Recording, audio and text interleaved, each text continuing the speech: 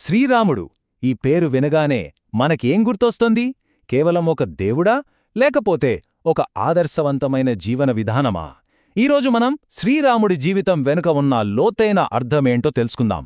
ఆయన ఎందుకు తరతరాలుగా మనందరికీ స్ఫూర్తినిస్తున్నారో చూద్దాం. పదండి, ఈ ధర్మ మార్గంలోకి మన ప్రయాణం మొదలుపెడదాం. మనం చాలా పండుగలు చేసుకుంటాం కదా, కాని కేవలం సరదాగా చేసుకోవడమేనా వాటి ఉద్దేశం? అస్సలూ కాదు. ప్రతి పండుగ వెనుక మనకోసం ఒక సందేశం దాగి ఉంటుంది. మరి శ్రీరామనవమి మనకేం చెప్తోంది? ఆ అసలు సందేశమేంటో ఇప్పుడు తెలుసుకుందాం. ముందుగా శ్రీరామనవమి విశిష్టత గురించి మాట్లాడుకుందాం. ఈ పండుగ అంటే కేవలం రాముడు పుట్టినరోజు అని మాత్రమే మనకు తెలుసు, కాని అంతకు మించి దీనికి చాలా ప్రాముఖ్యత ఉంది. పురాణాల ప్రకారం చూసుకుంటే శ్రీరాముడు సాక్షాత్తు శ్రీ మహావిష్ణువు యొక్క 7వ అవతారం. ఆయన త్రేతాయుగంలో అయోధ్యను పాలించే దశరథ మహారాజు కౌసల్యాదేవులకు పుత్రుడుగా జన్మించారు. ఆ రోజు చైత్రశుద్ధ నవమి పునర్వసు నక్షత్రం. ఆయన జననం వెనుకున్న ఉద్దేశ్యం ఒక్కటే, మానవజాతికి ధర్మమార్గాన్ని చూపించడం. ఈ పండుగను మనం ముఖ్యంగా 3 కారణాల కోసం జరుపుకుంటాం.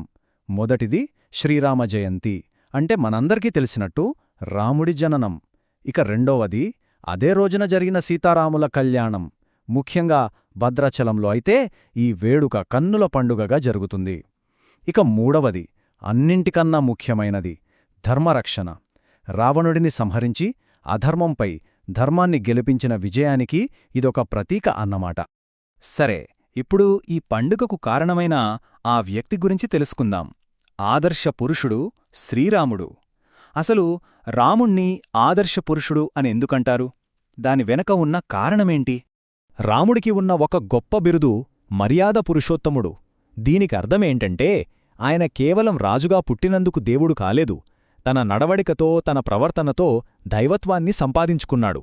తన జీవితంలో ఏనాడూ ఏ పరిస్థితుల్లోనూ ధర్మమనే గీతను దాటలేదు. వాల్మీకి మహర్షి రాముడిని వర్ణించడానికి ఒకే ఒక్క చాలా శక్తివంతమైన వాక్యం వాడారు. అదేంటంటే రామో విగ్రహవాన్ ధర్మః. అంటే ఒకవేళ ధర్మానికి మనిషి రూపముంటే ఆ రూపం ఖచ్చితంగా రాముడే. ఈ ఒక్క మాట ఆయన మొత్తం జీవితాన్ని మనకు తెలియజేస్తుంది. ఇక రాముని ఉత్తమ గుణాల గురించి చూద్దాం. వాల్మీకి మహర్షి దాదాపు 16 గొప్ప గుణాలని వర్ణించారు. వాటిలో కొన్ని ముఖ్యమైనవి ఇప్పుడు చూద్దాం. ఇవే ఆయనను ఒక ఆదర్శ పురుషుడిగా నిలబెట్టాయి. ఇక్కడ 3 ముఖ్యమైన గుణాలు కనిపిస్తున్నాయి కదా. మొదటిది పితృవాక్య పరిపాలన. అంటే తండ్రి ఇచ్చిన మాట కోసం కనీసం ఒక్క క్షణం కూడా ఆలోచించకుండా సింహాసనాన్ని రాజభోగాలను వదిలేసి అడవులకు వెళ్ళిపోయారు. రెండవది ఏకపత్నీ వ్రతుడు.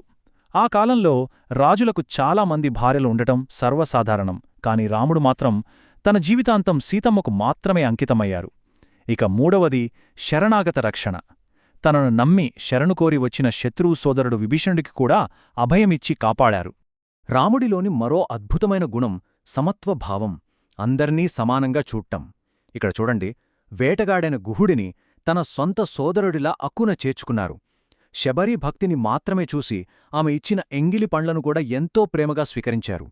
చివరికి ఒక పక్షి అయిన జటాయువుకు తన తండ్రికి చేసినట్టే అంత్యక్రియలు చేశారు. అంటే కులం, జాతి, చివరకు మనిషి, జంతువు అనే తేడా కూడా ఆయన చూపించలేదు. ఇది చూడండి, ఇది చాలా ఆసక్తికరమైన విషయం. మనల్ని ఎవరైనా ఏమైనా అంటే మనకు వెంటనే కోపం వచ్చేస్తుంది కదా. కాని రాముడు అలా కాదు. ఆయన స్మితపూర్వభాషీ, అంటే ఎప్పుడూ చిరునవ్వుతోనే మాట్లాడేవాడు. ఎంత కఠినమైన మాటకైనా సరే ఆయన సమాధానం శాంతం మరియు చిరునవ్వు.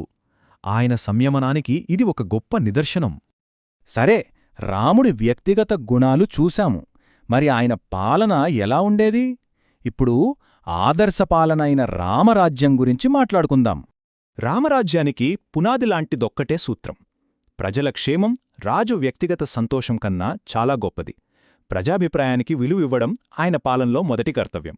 అందుకే గదా వేల సంవత్సరాలు గడిచినా ఇప్పటికీ మంచి పాలనను మనం రామరాజ్యంతో పోలుస్తాం. చివరిగా రామాయణం నుండి మనం నేర్చుకోవాల్సిన పాఠమేంటి? ఇన్ని వేల ఏళ్ల క్రితం జరిగిన ఈ కథ ఈ ఆధునిక ప్రపంచానికి ఎలా వర్తిస్తుంది? మనమేం నేర్చుకోవాలి? ఈ ఒక్క శ్లోకం మనం ఇప్పటిదాకా మాట్లాడుకున్న గుణాలన్నింటినీ ఒక్కచోట చేర్చినట్టుగా ఉంది. రామో విగ్రహవాన్ ధర్మః, ఆయన ధర్మానికి సజీవ రూపం. సాధువు, గుహుడు, శబరి లాంటి మంచివారికి ఆయన స్నేహితుడు. సత్యపరాక్రమః, సత్యమే ఆయన అసలైన బలం, ఆయుధాలు కాదు.